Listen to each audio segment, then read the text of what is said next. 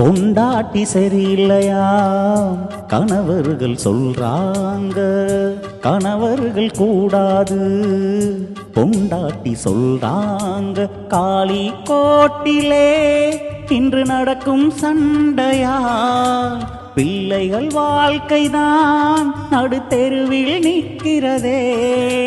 தகப்பன் தாயிடம் பாசங்களை காட்டி வாழ்ந்திருந்தால் காளி கோட்டுல துண்டெடுக்க நீங்க ஏன் வரணும்?